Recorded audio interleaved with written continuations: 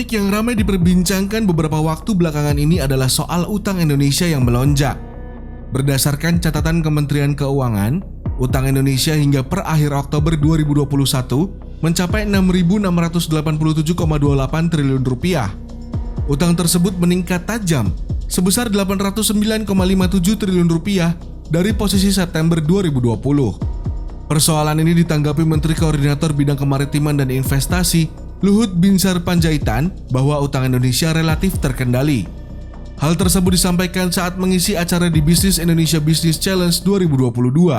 Stabilitas makroekonomi terjaga, tingkat inflasi rendah dan defisit neraca berjalan catat surplus. Kalau Anda lihat sini, sekarang ini juga tingkat inflasi 175, perkembangan neraca pembayaran Indonesia juga kita lihat surplus di sini. Jadi sebenarnya nggak ada angka yang mau dikatakan, dibilang hutang ya, hutang kita masih terkendali kok. Kita kan belum melebihi 60%. Hutang kalau pada proyek-proyek yang strategis, proyek-proyek yang bisa membayar sendiri, itu kan di mana-mana di dunia juga dilakukan.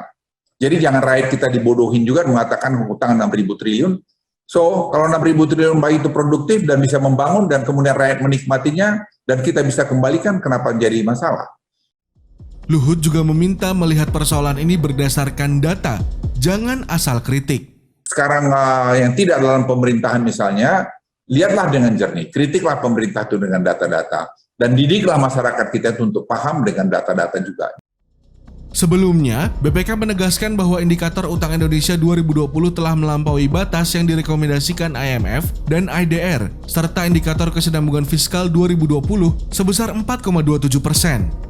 Bahkan, rasio debt service terhadap penerimaan sebesar 46,77% yang telah melampaui batas rekomendasi IMF yang hanya 25 hingga 35%.